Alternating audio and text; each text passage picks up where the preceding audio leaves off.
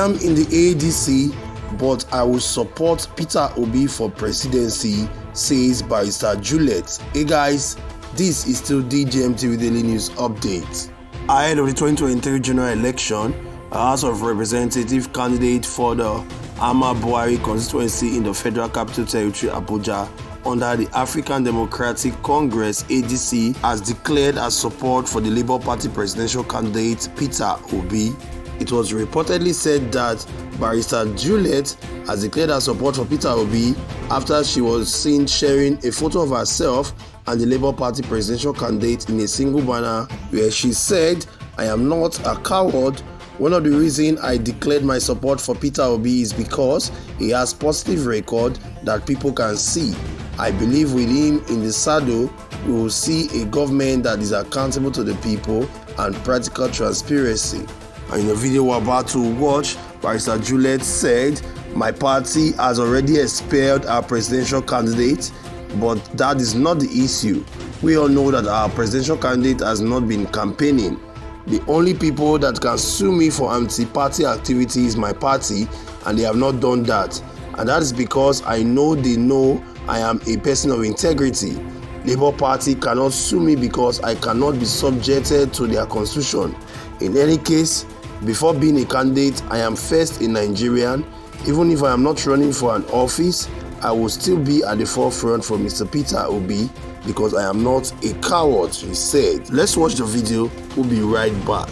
Absolutely not, because the ADC party in September expelled her presidential candidate, and we know by the constitution each candidate run on the platform of the party, and that's under the working committee of the RAF Wonsu, which has actually declared this.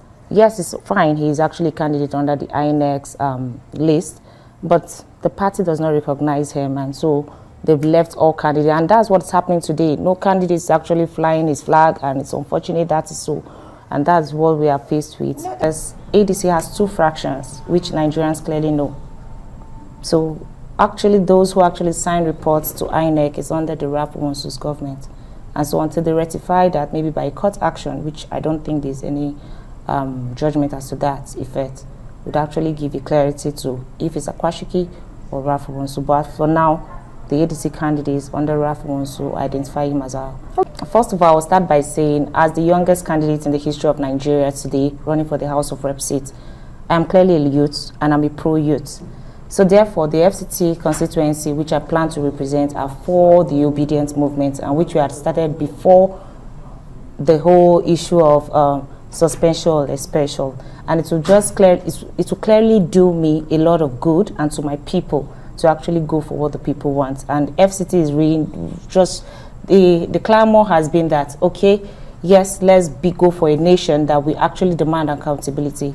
And so actually I do not intend to go against my generation. First is that we have awoken a lot of people who have never voted in the FCT. FCT is known for people who have actually been docile over the years. And this is the first time we are seeing a high rate of youths and even non-indigenous going to go and pick up their PVCs. They've left the seat of the House of Rep and Senate to the indigenous over the years, and they've actually received it with great excitement, understanding that, okay, here's not just a youth, somebody who is actually has visions and want to see that everybody is carried along in the FCT, which was unlike what has been happening in the past.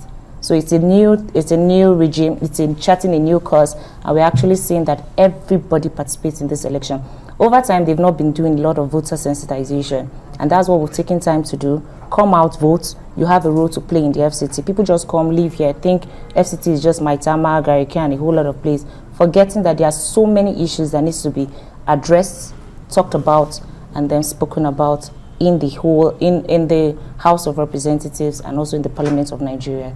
I'll start from the issue of the insufficient capacity of the classrooms. For instance, in Oshafa, the people are complaining of insufficient classrooms, and these are things that you can be able to liaise with the ministries of education, the health centers. We know the primary health centers across the 22 wards are in a dilapidated state.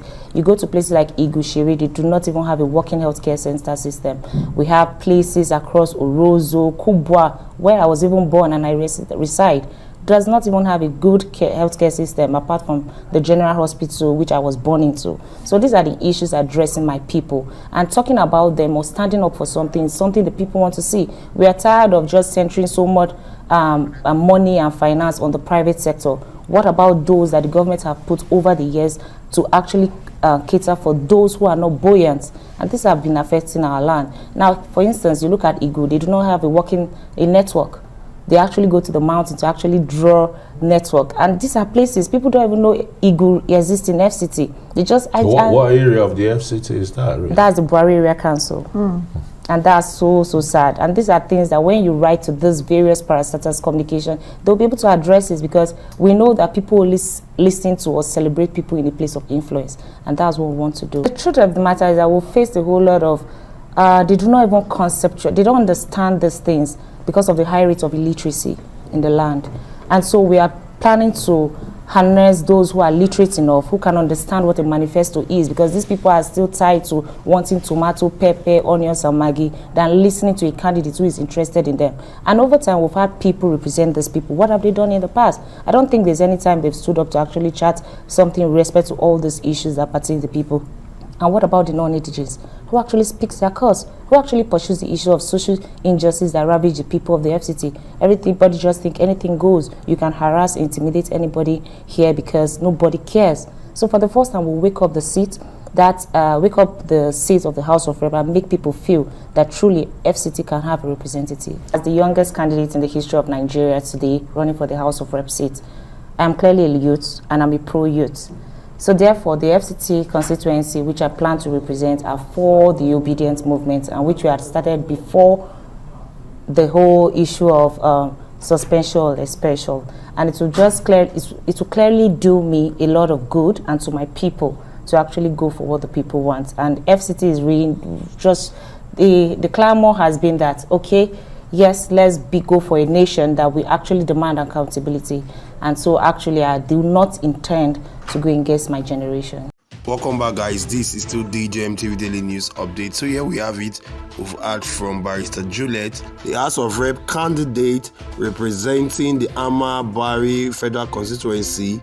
Particularly, she is from the African Democratic Congress, and she has openly declared her support for Mr. Peter Obi for the presidency. And according to her, her reason is quite clear.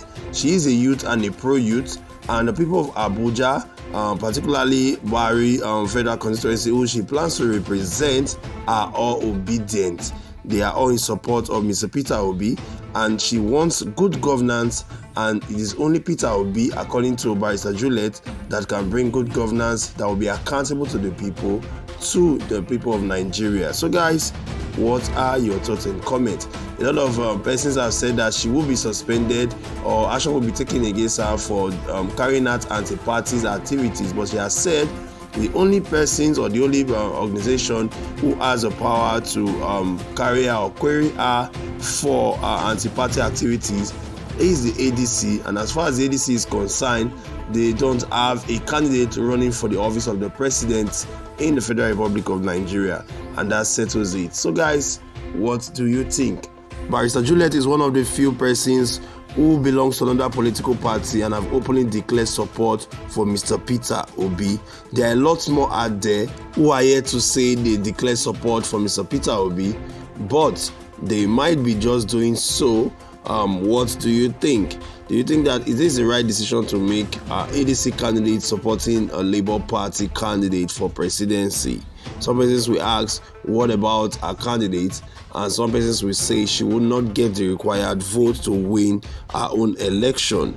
Share your thoughts and comment with us in the comment section below.